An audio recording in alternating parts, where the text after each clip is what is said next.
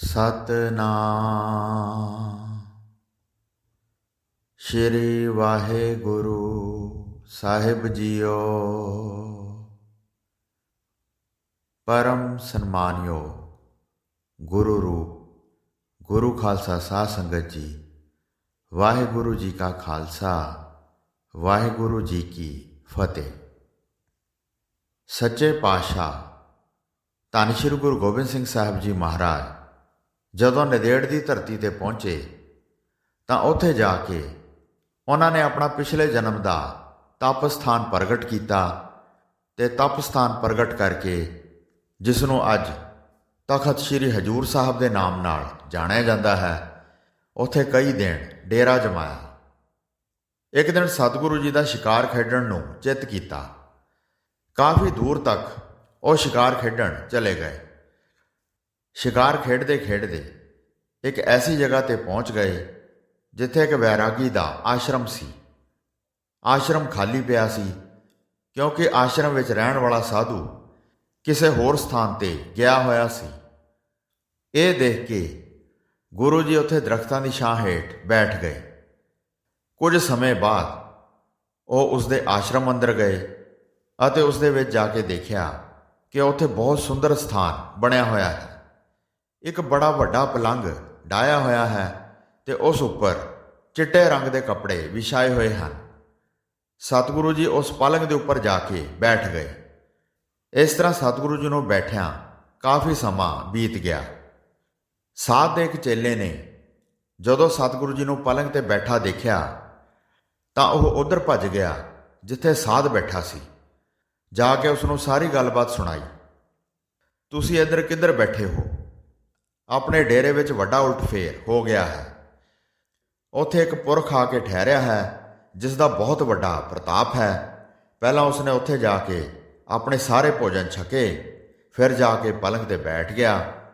ਉਹ ਸਾਡੇ ਸਾਰੇ ਪਦਾਰਥ ਛਕ ਗਿਆ, ਪਰ ਅਸੀਂ ਉਸ ਨੂੰ ਰੋਕ ਨਾ ਸਕੇ ਕਿਉਂਕਿ ਅਸੀਂ ਉਸ ਦਾ ਤੇਜ ਦੇਖ ਕੇ ਬਹੁਤ ਡਰ ਗਏ। ਫਿਰ ਉਹ ਅੰਦਰਲੇ ਸਥਾਨ ਵਿੱਚ ਚਲੇ ਗਏ। ਜਦੋਂ ਅਸੀਂ ਤੁਹਾਡਾ ਨਾਮ ਲੈ ਕੇ ਰੋਕਿਆ ਤਾਂ ਉਹ ਸਾਡੀ ਗੱਲ ਮੰਨੇ ਨਹੀਂ ਅਤੇ ਤੁਹਾਡੇ ਪਲੰਘ 'ਤੇ ਜਾ ਕੇ ਬੈਠ ਗਏ ਜਿੱਥੇ ਚਿੱਟੀ ਚਾਦਰ ਵਿਛਾਈ ਹੋਈ ਸੀ। ਉਹਨਾਂ ਦੇ ਮਨ ਵਿੱਚ ਕਿਸੇ ਪ੍ਰਕਾਰ ਦੀ ਸ਼ੰਕਾ ਨਹੀਂ ਆਈ ਅਤੇ ਤੁਹਾਡੇ ਪਲੰਘ ਦੇ ਉੱਪਰ ਬੈਠ ਗਏ। ਉਸ ਆਸ਼ਰਮ ਦੇ ਮੁਖੀ ਦਾ ਨਾਮ ਸੀ ਮਾਧੋ ਦਾਸ। ਮਾਧੋ ਦਾਸ ਨੇ ਸੁਣ ਕੇ ਬੜਾ ਗੁੱਸਾ ਧਾਰਨ ਕੀਤਾ। ਜਗਤ ਵਿੱਚ ਕਿਹੜਾ ਐਸਾ ਘਮੰਡੀ ਪੁਰਸ਼ ਹੈ ਜਿਹੜਾ ਮੇਰੇ ਪਲੰਘ 'ਤੇ ਆ ਕੇ ਬੈਠ ਜਾਵੇ? ਇੱਕ ਤਾਂ ਸਾਧ ਸਮਝ ਕੇ ਟਲਿਆ ਨਹੀਂ, ਦੂਸਰਾ ਮੈਂ ਵੱਡੀ ਕਰਾਮਾਤ ਨਾਲ ਭਰਿਆ ਹੋਇਆ ਹਾਂ, ਇਹ ਉਸਨੇ ਸੋਚਿਆ ਨਹੀਂ। ਤੀਸਰਾ, ਐਸਾ ਕੋਈ ਸਾਧ ਨਹੀਂ ਹੈ ਗ੍ਰਸਤੀ ਹੋਵੇ ਤੇ ਸ਼ਸਤਰ ਧਾਰਨ ਕੀਤੇ ਹੋਣ। ਮਾਧੋ ਦਾਸ ਨੇ ਇੱਕ ਵੀਰ ਨੂੰ ਭੇਜਿਆ ਤੇ ਕਿਹਾ ਇਸ ਤਰ੍ਹਾਂ ਉਹਨਾਂ ਨੂੰ ਉਲਟਾਉਣਾ ਕਿ ਉਹਨਾਂ ਦੇ ਪ੍ਰਾਣ ਨਿਕਲ ਜਾਣ ਤੇ ਸਾਹਮਣੇ ਸਾਰੇ ਦੇਖ ਕੇ ਡਰ ਜਾਣ ਤੇ ਮੁੜ ਕੇ ਕੋਈ ਸਾਧ ਦੀ ਅਵੱਗਿਆ ਨਹੀਂ ਕਰੇਗਾ। ਜਿਹੜਾ ਵੀ ਕਰੇਗਾ ਉਹ ਦੁੱਖ ਹੀ ਪ੍ਰਾਪਤ ਕਰੇਗਾ। ਇਹ ਸੁਣ ਕੇ ਮਾਧੋ ਦਾਸ ਦਾ ਵੀਰ ਤੁਰੰਤ ਚਲਾ ਗਿਆ ਜਿਵੇਂ ਕਿਸੇ ਧਨੁੱਖ ਵਿੱਚੋਂ ਤੀਰ ਚਲਾਇਆ ਹੋਵੇ। ਉਹ ਆ ਕੇ ਪਲੰਘ ਦਾ ਪਾਵਾ ਚੁੱਕਣ ਲੱਗਾ ਜਿੱਥੇ ਗੁਰੂ ਜੀ ਬੈਠੇ ਸਨ। ਉਸਨੇ ਬਹੁਤ ਜ਼ੋਰ ਲਾਇਆ ਪਰ ਪਾਵਾ ਚੁੱਕਿਆ ਨਾ ਗਿਆ। ਫਿਰ ਸਾਧ ਮਾਧੋ ਦਾਸ ਨੇ ਦੂਸਰਾ ਵੀਰ ਭੇਜਿਆ। ਉਹ ਪਲੰਘ ਨੂੰ ਚੁੱਕਣਾ ਚਾਹੁੰਦਾ ਸੀ। ਦੋਵਾਂ ਪਾਸਿਆਂ ਦੇ ਨੇੜੇ ਦੋਵੇਂ ਵੀਰ ਹੋ ਗਏ, ਪਰ ਧੀਰਜਵਾਨ ਸਤਿਗੁਰੂ ਜੀ ਨੇ ਦੋਵੇਂ ਪਾਵੇ ਧਰਤੀ ਵਿੱਚ ਖੁਬਾ ਦਿੱਤੇ। ਵੀਰਾਂ ਵਿੱਚ ਇੰਨੀ ਸ਼ਕਤੀ ਕਿੱਥੇ ਸੀ ਜਿਹੜੇ ਪਲੰਘ ਨੂੰ ਚੁੱਕ ਕੇ ਉਲਟਾ ਦਿੰਦੇ। ਜਦੋਂ ਸਾਧ ਨੂੰ ਇਹ ਪਤਾ ਲੱਗਿਆ ਕਿ ਪਲੰਘ ਦੋਵਾਂ ਸੂਰਬੀਰਾਂ ਪਾਸੋਂ ਹਿੱਲਿਆ ਨਹੀਂ ਹੈ ਤਾਂ ਉਹ ਸਮਝ ਗਿਆ ਕਿ ਕੋਈ ਵੱਡਾ ਮਹਾਂਪੁਰਖ ਹੈ। ਫਿਰ ਉਸਨੇ ਤੀਸਰਾ ਵੀਰ ਭੇਜਿਆ। ਫਿਰ ਇਸ ਤਰ੍ਹਾਂ ਕਰਦੇ ਕਰਦੇ ਚੌਥਾ ਵੀਰ ਭੇਜਿਆ। ਚਾਰੇ ਵੀਰ ਆ ਗਏ। ਚਾਰੇ ਬਹੁਤ ਜ਼ੋਰ ਲਾਉਂਦੇ ਰਹੇ ਪਰ ਉਹਨਾਂ ਤੋਂ ਪਲੰਘ ਨਾ ਉਲਟਾਇਆ ਗਿਆ। ਸਤਿਗੁਰੂ ਜੀ ਨੇ ਚਾਰੇ ਪਾਵਿਆਂ ਉੱਪਰ ਮਣਾ ਮੂੰਹੀ ਭਾਰ ਟਿਕਾ ਦਿੱਤਾ। ਜਦ ਪਲੰਘ ਨਾ ਉਲਟਿਆ ਤੇ ਵੀਰ ਜਾਣ ਗਏ ਕਿ ਪਲੰਘ ਨੂੰ ਤਾਂ ਥੱਲੇ ਧਸਾਉਣ ਲੱਗੇ ਹਨ। ਜਦ ਚਾਰਾਂ ਨੇ ਕ੍ਰੋਧ ਵਿੱਚ ਆ ਕੇ ਬਹੁਤ ਸ਼ਕਤੀ ਲਾਈ ਤਾਂ ਫਿਰ ਵੀ ਪਲੰਘ ਨਾ ਹਿੱਲਿਆ। ਜਦ ਗੁਰੂ ਜੀ ਨੇ ਜਾਣਿਆ ਕਿ ਪਲੰਘ ਥੱਲੇ ਜਾਣ ਲੱਗਾ ਹੈ ਅਤੇ ਸਤਿਗੁਰੂ ਜੀ ਨੇ ਵੇਖਿਆ ਕਿ ਪਾਵੇ ਥੱਲੇ ਧਸਣ ਲੱਗੇ ਹਨ ਤਾਂ ਉਸ ਸਮੇਂ ਉਹ ਬੋਲੇ, ਹੇ ਲੱਕੜੀ, ਸਾਡੇ ਨਾਲ ਤੇਰਾ ਕੋਈ ਵੈਰ ਨਹੀਂ, ਧਰਤੀ ਵਿੱਚ ਨਾ ਧਸ, ਉੱਚੀ ਹੀ ਰਹਿ। ਗੁਰੂ ਜੀ ਨੇ ਦੋਵੇਂ ਹੱਥ ਪਾ ਕੇ ਪਲਕ ਨੂੰ ਟਿਕਾਇਆ ਤੇ ਸਾਧੂ ਦੀ ਕਰਾਮਾਤ ਲਾਈ ਹੋਈ ਫਜ਼ੂਲ ਚਲੀ ਗਈ। ਜਦੋਂ ਸਤਿਗੁਰੂ ਜੀ ਦੀ ਕਰਾਮਾਤ ਨੂੰ ਵੇਖਿਆ ਤਾਂ ਸਾਧੂ ਨੇ ਸਤਿਗੁਰੂ ਜੀ ਨੂੰ ਆਪਣੇ ਤੋਂ ਬਹੁਤ ਵੱਡਾ ਜਾਣਿਆ ਤੇ ਮਾਧੋ ਦਾਸ ਨੇ ਆਪਣਾ ਹੰਕਾਰ ਗਵਾ ਦਿੱਤਾ। ਫਿਰ ਬਹੁਤ ਦੀਨ ਹੋ ਕੇ ਆਪ ਚੱਲ ਕੇ ਆਇਆ ਤੇ ਪਲੰਗ ਉੱਪਰ ਸਤਿਗੁਰੂ ਜੀ ਦੇ ਬੈਠਿਆਂ ਦੇ ਦਰਸ਼ਨ ਕੀਤੇ।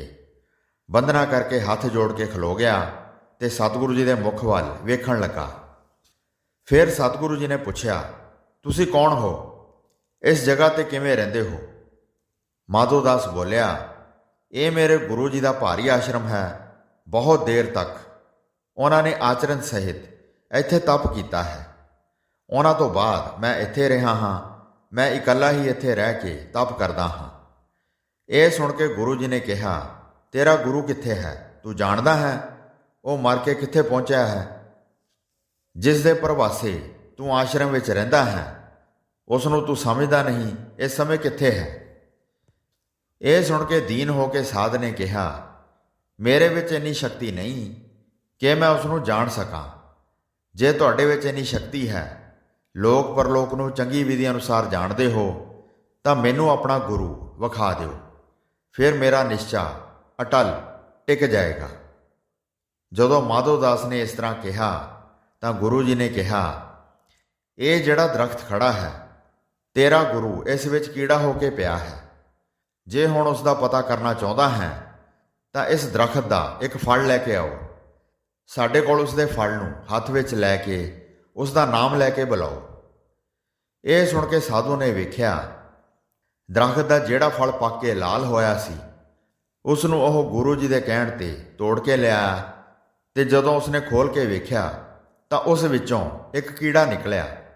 ਜਦੋਂ ਉਸਨੇ ਉੱਚੀ ਆਵਾਜ਼ ਵਿੱਚ ਉਸ ਦਾ ਨਾਮ ਲੈ ਕੇ ਬੁਲਾਇਆ ਤਾਂ ਕੀੜੇ ਨੇ ਕਿਰ ਕਿਰ ਦਾ ਉਚਾਰਨ ਕੀਤਾ। ਮਾਧੋ ਦਾਸ ਇਹ ਜਾਣ ਗਿਆ ਕਿ ਇਹ ਮੇਰਾ ਹੀ ਗੁਰੂ ਹੈ। ਲੱਗਦਾ ਇਸ ਦੀ ਗਤੀ ਨਹੀਂ ਹੋਈ ਹੈ। ਇਹ ਸੋਚ ਕੇ ਉਹ ਬਹੁਤ ਹੈਰਾਨ ਹੋਇਆ। ਸਤਿਗੁਰੂ ਜੀ ਨੇ ਕਿਹਾ, ਚਿੰਤਾ ਕਿਉਂ ਕਰਦੇ ਹੋ? ਇਸ ਦਾ ਇੱਕੋ ਕਰਮ ਭੋਗਣਾ ਬਾਕੀ ਸੀ। ਇਹ ਸਰੀਰ ਛੱਡ ਕੇ ਹੁਣ ਸ਼ੁਭ ਗਤੀ ਪਾਏਗਾ, ਫਿਰ ਕਦੀ ਵੀ ਇਸ ਤਰ੍ਹਾਂ ਦੀ ਮਾੜੀ ਗਤੀ ਨਹੀਂ ਪਾਏਗਾ। ਫਲ ਹਲੇ ਹੱਥ ਵਿੱਚ ਹੀ ਸੀ ਕਿ ਕੀੜਾ ਮਰ ਗਿਆ ਤੇ ਫਲ ਵਿੱਚੋਂ ਨਿਕਲ ਕੇ ਧਰਤੀ ਉੱਪਰ ਡਿੱਗ ਪਿਆ। ਫਿਰ ਸਾਧ ਕਹਿਣ ਲੱਗਾ, ਹੇ ਪ੍ਰਭੂ ਜੀ, ਤੁਸੀਂ ਮੇਰੇ ਉੱਤੇ ਕਿਰਪਾ ਕਰੋ। ਮੇਰੇ ਕਰਮਾਂ ਉੱਪਰ ਦ੍ਰਿਸ਼ਟੀ ਨਾ ਧਾਰਨ ਕਰੋ। ਜਿਵੇਂ ਮੈਂ ਵੀਰਾਂ ਨੂੰ ਭੇਜ ਕੇ ਆਪ ਜੀ ਦਾ ਆਦਰ ਰਹਿਤ ਕਰਮ ਕੀਤਾ ਹੈ, ਆਪਣੀ ਸੇਵਾ ਮੈਨੂੰ ਫਰਮਾਓ ਤੇ ਆਪਣੇ ਚਰਨ ਕਮਲਾਂ ਉੱਪਰ ਮੈਨੂੰ ਲਾਓ। ਮੇਰੀ ਲਾਜ ਰੱਖ ਲਓ।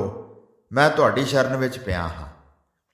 ਜਦੋਂ ਸਤਿਗੁਰੂ ਜੀ ਨੇ ਉਸ ਨੂੰ ਦੀਨ ਵੇਖਿਆ ਤਾਂ ਦੀਨ ਵੇਖ ਕੇ ਪ੍ਰਭੂ ਜੀ ਨੇ ਹੱਸ ਕੇ ਬਚਨ ਕੀਤਾ, ਸਾਨੂੰ ਕਰਤਾਰ ਦਾ ਇਹੋ ਹੁਕਮ ਹੈ, ਜੱਗ ਵਿੱਚ ਕਰਾਰਾ ਪੰਥ ਪ੍ਰਗਟ ਕਰੋ। ਤੁਰਕਾਂ ਦੇ ਤੇਜ ਦਾ ਨਾਸ਼ ਕਰ ਦਿਓ, ਜਿਹੜਾ ਹੁਣ ਚਾਰੇ ਪਾਸੇ ਫੈਲ ਰਿਹਾ ਹੈ। ਤੂੰ ਦੱਸ ਹੁਣ ਕਿਸ ਤਰ੍ਹਾਂ ਕਰਨਾ ਹੈ? ਬਹੁਤ ਵੈਰੀਆਂ ਨੂੰ ਮਾਰਨ ਵਾਸਤੇ ਸਾਡੇ ਨਾਲ ਮਿਲੋਗੇ ਕਿ ਨਹੀਂ? ਮਾਧੋ ਦਾਸ ਬੈਰਾਗੀ ਬੋਲਿਆ, ਆਪ ਜੀ ਮਾਲਕ ਹੋ, ਮੈਂ ਤੁਹਾਡਾ ਬੰਦਾ ਹਾਂ, ਕਦੀ ਵੀ ਆਲਸ ਨਹੀਂ ਕਰਾਂਗਾ। ਮੈਂ ਆਪ ਜੀ ਦੀ ਆਗਿਆ ਅਨੁਸਾਰ ਹੋ ਕੇ ਜੰਗ ਕਰਾਂਗਾ ਤੇ ਭਾਰੀ ਗਿਣਤੀ ਵਿੱਚ ਵੈਰੀਆਂ ਨੂੰ ਮਾਰਾਂਗਾ। ਤੁਹਾਡੀ ਸਹਾਇਤਾ ਲੈ ਕੇ ਤੇਜ਼ ਧਾਰ ਵਾਲਾ ਖੰਡਾ ਫੜਾਂਗਾ ਤੇ ਪ੍ਰਚੰਡ ਯੁੱਧ ਕਰਕੇ ਵੈਰੀ ਦੇ ਟੁਕੜੇ ਟੁਕੜੇ ਕਰ ਦਿਆਂਗਾ। ਸਤਿਗੁਰੂ ਜੀ ਹੱਸ ਕੇ ਬੋਲੇ, ਅਸੀਂ ਤੈਨੂੰ ਹੁਕਮ ਦਿੱਤਾ, ਰੇਤ ਵਿੱਚੋਂ ਸੋਨਾ ਕੱਢਿਆ ਹੈ। ਪੰਜਾਬ ਦੇਸ਼ ਵਿੱਚ ਮੇਰਾ ਥਾਂ ਜਾਣੋ। ਹੇ ਮੇਰੇ ਬੰਦੇ, ਜਿਹੜੇ ਬੇਮੁਖ ਹੋਏ ਹਨ ਉਹਨਾਂ ਨੂੰ ਰੱਦ ਕਰੋ। ਤੇਜ ਵਾਲਾ ਪੰਥ ਤੇਰੇ ਹੱਥ ਵਿੱਚ ਦਿੱਤਾ ਹੈ। ਸਾਰਿਆਂ ਦੇ ਵਿੱਚ ਤੈਨੂੰ ਮੁਖੀ ਕੀਤਾ ਹੈ। ਤੂੰ ਆਪਣੇ ਆਪ ਨੂੰ ਬੰਦਾ ਕਿਹਾ ਹੈ। ਇਹ ਨਾਮ ਤੇਰਾ ਜੱਗ ਵਿੱਚ ਬਹੁਤ ਪ੍ਰਸਿੱਧ ਹੋਵੇਗਾ। ਤੇਰੇ ਅੱਗੇ ਕੋਈ ਵੀ ਵੈਰੀ ਨਹੀਂ ਠਹਿਰੇਗਾ। ਬੜੇ ਵੱਡੇ ਵੱਡੇ ਘਮਸਾਨ ਦੇ ਯੁੱਧ ਹੋਣਗੇ, ਲੜਨਗੇ, ਅੜਨਗੇ ਤੇ ਲੱਖਾਂ ਹੀ ਮਰਨਗੇ। ਜਿਹੜੇ ਜੀਵ ਬਚਣਗੇ ਉਹ ਭੱਜ ਜਾਣਗੇ। ਗੁਰੂ ਜੀ ਦੇ ਬਚਨ ਸੁਣ ਕੇ ਮਾਧੋ ਦਾਸ ਬੈਰਾਗੀ ਦਾ ਮਨ ਦ੍ਰਿੜ ਹੋ ਗਿਆ ਤੇ ਹੱਥ ਜੋੜ ਕੇ ਸਾਹਮਣੇ ਖੜਾ ਰਿਹਾ। ਜੰਗ ਕਰਨ ਵਾਸਤੇ ਗੁਰੂ ਜੀ ਦੀ ਆਗਿਆ ਅਨੁਸਾਰ ਹੋ ਗਿਆ। ਫਿਰ ਸਤਿਗੁਰੂ ਜੀ ਨੇ ਉਸ ਨੂੰ ਕਿਰਪਾ ਦ੍ਰਿਸ਼ਟੀ ਨਾਲ ਵੇਖਿਆ ਤੇ ਉਸ ਦਾ ਜਨਮ ਮਰਨ ਕੱਟ ਕੇ ਉਸ ਨੂੰ ਨਿਹਾਲ ਕਰ ਦਿੱਤਾ।